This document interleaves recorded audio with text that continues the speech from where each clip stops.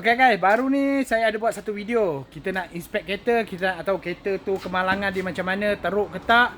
Kita kena buka dekat bahagian pintu-pintu ni kan, untuk dapatkan dia punya button-button tu. So kebetulan Alhamdulillah hari ni kita orang dapat satu customer yang nak jual kereta kat kita orang. Kita orang inspect kereta tu ada accident yang teruk kat bahagian belakang. Tapi jangan risau, kita tak beli pun kereta tu. Just lepas inspect, kita orang kata kita orang tak belilah kereta tu. Okay, so saya ada buat video, QC saya ada buat video sikit. Saya tunjuk korang contoh macam mana kereta yang dah accident, yang kita nak tengok button tu dah tak ada tu. Okay, mari.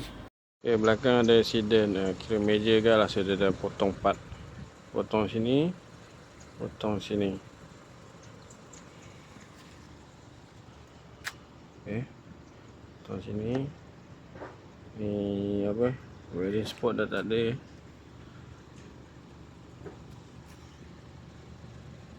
Sampai sini. Kita potong sini, dalam.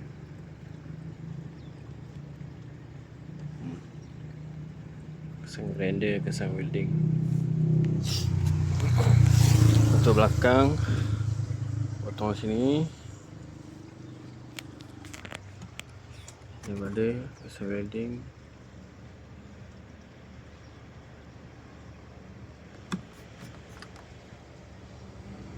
Welding semua. Ini pun sama juga, ada welding ni baru punya ni. Okay, belakang dia dah tukar part dah, potong.